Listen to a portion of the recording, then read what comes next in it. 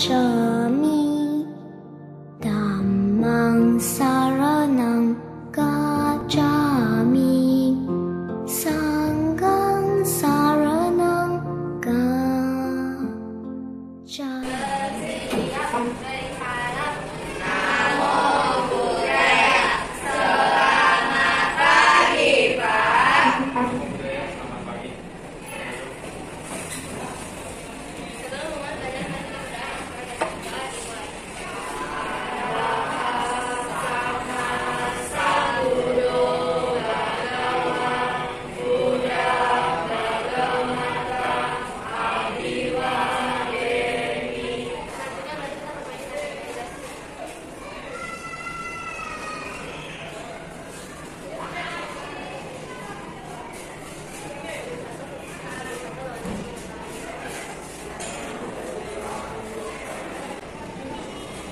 Terima kasih pada ketua kelas yang sudah memimpin doa dan meditasi. Sebelum pembelajaran dimulai, saya akan melakukan refleksi dulu. Ketua kelas, hari ini datang semua? Oke, datang semua ya.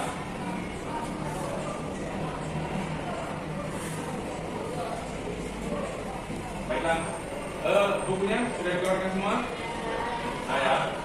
Oke, jadi sebelum kita masuk ke pembelajaran hari ini, ada yang masih mengingat materi sebelumnya? Oke, Beli. Pada materi sebelumnya kita sudah mempelajari materi tindakan atau tiga tolak universal yang turut mempengaruhi kehidupan suatu makhluk, yaitu anicca, tidak, kemungkaran, duka, penderitaan, dan ananta tanpa isi tanpa diri. Baiklah, terima kasih Evelyn Aili yang sudah menyampaikan materi kita sebelumnya. Nah, pada hari ini kita akan sama-sama belajar tentang Punarbawa, ya. Jadi ada pun yang menjadi tujuan pembelajaran dalam materi pembelajaran hari ini. Yang pertama adalah menguraikan arti Punarbawa dalam agama Buddha secara terperinci, kemudian menganalisis penyebab suatu makhluk mengalami Punarbawa, dan menganalisis proses Punarbawa suatu makhluk yang belum terrealisasi di mana. Nah, ada poin ya yang menjadi cakupan ya pembelajaran hari ini, ya. Jadi nanti akan disajikan suatu gambar, kemudian ada juga lagu yang berkaitan dengan Punarbawa, kemudian nanti di akhir tentu sama seperti kita pada sebelumnya. Nanti akan ada presentasi ya dari kelompok. Nanti kelompoknya saya bagi. Baiklah, sebagai pengetahuan awal, saya akan coba sampaikan sedikit materi singkat tentang Punarbawa. Ya. Jadi yang perlu digarisbawahi yang pertama adalah bahwasanya konsep Punarbawa itu berbeda dengan istilah yang biasanya seringkali kalau agama lain itu mengaitkannya, agama Buddha itu katanya mengenal atau mengadopsi konsep yang namanya reinkarnasi. Ya. Yang perlu diketahui pertama adalah reinkarnasi itu sebenarnya adalah satu ajaran atau apa namanya konsep-konsep tentang tujuan hidup atau kehidupan setelah kehidupan saat ini biasanya dipakai oleh agama Hindu. Jadi kalau ada orang lain yang bisa dibilang adalah non-Buddhis mengatakan bahwasanya reinkarnasi itu dipakai oleh agama Buddha, kita sebagai agama Buddha harus bisa menjelaskan bahwasanya agama Buddha setelah kehidupan saat ini, kalau selama seseorang itu belum mencapai penerangan sempurna atau tingkat kesucian, itu akan mengalami kelahiran kembali yang istilahnya kita kenal itu adalah Punarbawa, bukan reinkarnasi ya. Jadi itu yang pertama harus digarisbawahi. Apa itu Punarbawa? Punarbawa itu kalau singkatnya itu adalah proses kelahiran kembali atau tumimbal lahir. Jadi kita sebagai manusia adalah salah satu dari 31 orang kehidupan. Ya, kita sebagai manusia itu setelah meninggal dunia, ya, selama kita belum mencapai tingkat kesucian pasti akan mengalami kelahiran kembali. Perlu kita ketahui adalah bahwasanya seseorang atau suatu makhluk yang masih mempunyai bentukan-bentukan karma atau mempunyai unsur pendukung untuk terlahir kembali, maka inilah yang menjadi penyebab seseorang itu belum bisa terbebaskan dari yang namanya lingkaran samsara atau Punarbawa. Ya, Punarbawa ini tidak dapat kita hindari selama kita belum mencapai tingkat kesucian. Apalagi orang atau suatu makhluk yang masih mempunyai nafsu keinginan begitu besar, itu pasti akan sulit sekali menghindari atau terhindar dari yang namanya tumimbal lahir. Ya, kemudian jalan keluarnya bagaimana? Makanya umat Buddha itu mempunyai tujuan hidup, yaitu untuk mencapai kebebasan tertinggi yang kita sebut adalah nibbana, ya, pencapaian penerangan sempurna dengan diwujudkan nanti setelah meninggal kita itu tidak akan terlahir kembali di alam manapun di 31 alam kehidupan. Kemudian kalau bicara soal proses, ya prosesnya bagaimana Punarbawa, intinya adalah ada satu makhluk yang meninggal, misalnya ada manusia yang meninggal, maka di alam lain atau di alam manusia itu akan ada kemunculan lagi suatu makhluk. Kalau manusia kan melalui kelahiran, ya kan, melalui kandungan, kan. Nah, berarti kalau misalnya ada manusia yang di situ lahir, maka di satu tempat kalau misalnya dia terlahir lagi sebagai manusia, di satu tempat itu ada ibu yang mengandung yang di situ sudah ada unsur kehidupannya. Jadi tanpa jeda, langsung terlahir kembali nanti akan menjadi suatu makhluk. Ya, jadi itu adalah bagaimana prosesnya Punarbawa. Ya. Bagaimana cara mudah memahami konsep Punarbawa dalam agama Buddha? Baiklah, terima kasih kepada Esi yang sudah menyampaikan pertanyaan juga dan bisa dibilang tadi memperhatikan. Pertanyaan adalah bagaimana cara mudah memahami konsep Punarbawa dalam agama Buddha. Oke, jadi kita pertama itu perlu tahu bahwasanya kita sebagai manusia salah satunya itu kan belum mencapai tingkatan kesucian. Ya, tingkatan kesucian yang dimaksud adalah Sotapanna, Sakadagami, Anagami atau Arahat. Kalau kita sebagai manusia atau sebagai suatu makhluk belum mencapai ini, saya pastikan di kehidupan selanjutnya atau setelah kita meninggal, itu kita masih akan mengalami kelahiran kembali di 31 alam kehidupan sesuai dengan kualitas karmanya. Nah, kemudian yang perlu diketahui lagi adalah ketika seseorang itu sepanjang hidupnya banyak melakukan kebaikan, maka dimungkinkan bisa terlahir di alam bahagia, ya, atau di alam surga atau alam Brahma.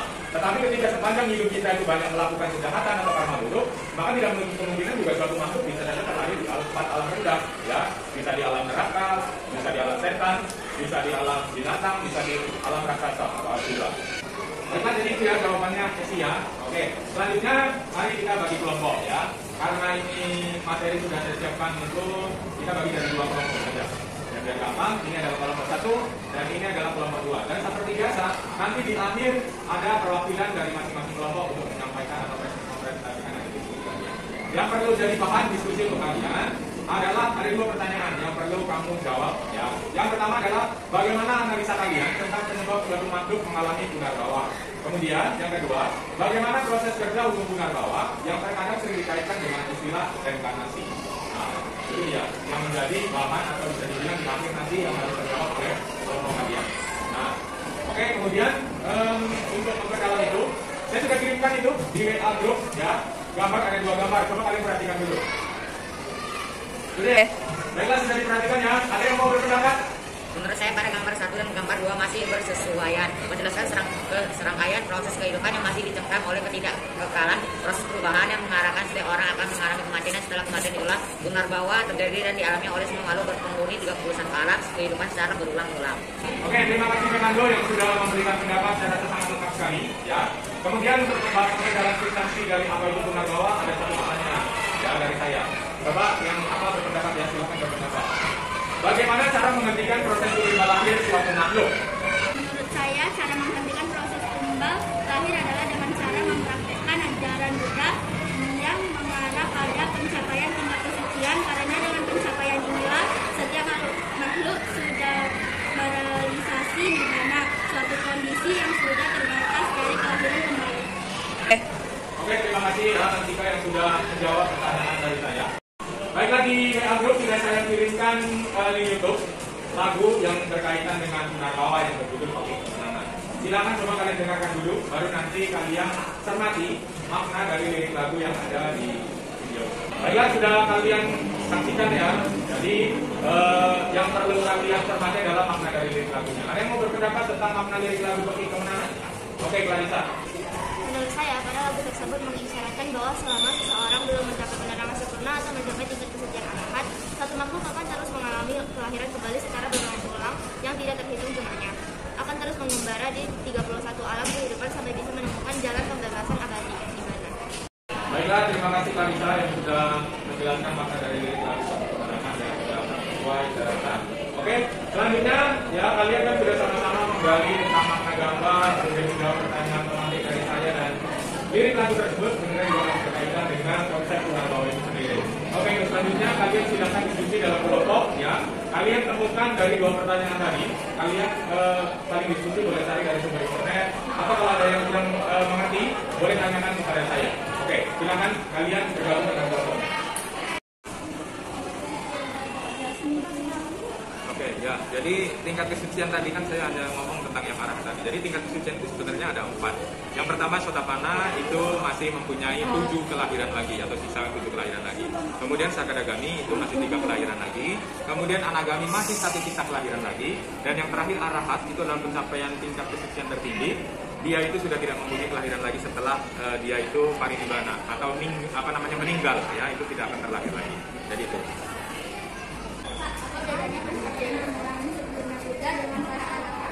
Oke, ya. Jadi bedanya kalau Sang Buddha itu mencapai tingkat kesucian itu dengan usahanya sendiri atau sama Sang Buddha. Sedangkan para arahat itu membutuhkan bantuan dari orang lain, ya. Kayak para arahat seperti Sariputra itu kan membutuhkan bantuan dari siapa? Dari sama Sang Buddha itu sendiri. Ya kan itulah bedanya. Tetapi kalau setelah kehidupannya di kehidupan saat itu, setelah meninggal atau parinibbana, sama semuanya sudah sama-sama mencapai nibbana. Baiklah, kalian sudah sama-sama diskusi dalam kelompok, ya. Saya perhatikan progres kalian, ya. Sudah ada beberapa memang yang tidak aktif, tapi saya akan kalian mencermati, ya, apa yang sama-sama kita diskusikan pada pertemuan kali ini. Oke, untuk membersihkan waktu, ya, saya persilakan untuk kelompok 1. Pertama kelompok 1 dulu, ya, presentasikan nanti. Silakan kelompok 1.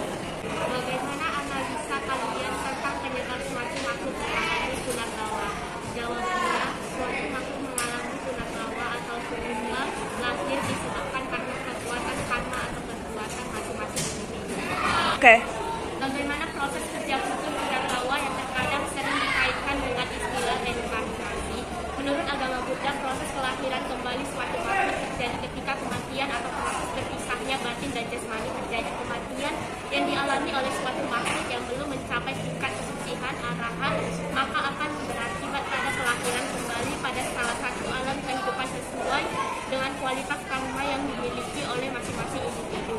Hal ini tertentu berbeda dengan konsep reinkarnasi yang biasanya diajarkan pada agama Hindu dalam menjelaskan kehidupan setelah alam. Baiklah, terima kasih kepada kelompok 1 yang sudah mempresentasikan dengan baik, ya. Untuk selanjutnya kelompok 2. Bagaimana analisa kalian tentang penyebab suatu makhluk mengalami punarbawa? Menurut kelompok kami, penyebab suatu makhluk mengalami punarbawa adalah dikarenakan suatu makhluk yang mengalami kematian masih diliputi dengan nafsu keinginan dan kekuatan karma yang belum berubah sehingga akan berubah pada kehidupan berikutnya dengan cara mengalami kelahiran kembali pada salah satu alam dari 31 alam kehidupan. Pertanyaan kedua, bagaimana proses kerja hukum punarbawa yang terkadang sering dikaitkan dengan istilah reinkarnasi? Proses kerja hukum punarbawa terjadi ketika jasmani mengalami kematian dalam batin orang yang sekarat. Muncul kesadaran yang bernama kesadaran adal padi jati cita. Ketika kesadaran adal tersebut mengalami pemadaman, maka orang tersebut dikatakan sudah meninggal, tetapi pada saat yang bersamaan tanpa jeda waktu batin atau cita kesadaran kehidupan baru muncul, dan saat itulah seseorang telah dilahirkan kembali. Sudah berada dalam kandungan dengan jasmani yang baru berupa janin atau sesuai dengan hasil karmanya. Masing-masing keseluruhan proses dari mati kemudian berkembang lagi terjadi dalam waktu yang sangat singkat. Terima kasih kelompok 2 yang sudah menyampaikan hasil presentasinya. Jadi dapat saya simpulkan atau sebagai pemecahan masalah dari materi diskusi kita hari ini. Jadi yang pertama adalah mengenai penyebab, ya.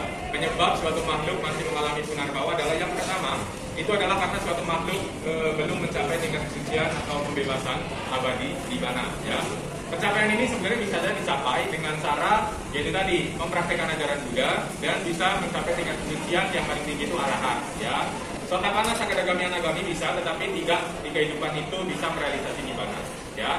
Kemudian proses dari punarbawa itu sendiri adalah suatu proses di mana suatu makhluk yang mengalami kematian itu bisa dibilang terjadi dalam waktu yang sangat singkat tanpa jeda, ya. Itu akan mengalami kelahiran kembali dimanapun di 31 alam kehidupan sesuai dengan kualitas karmanya masing-masing, ya. Jadi jangan salah paham enggak kalian kalau misalnya pernah mendengar cerita kehidupan lampau siswa-siswa Sang Buddha, ada yang bisa terlahir di alam dewa, kemudian di alam rendah, ya.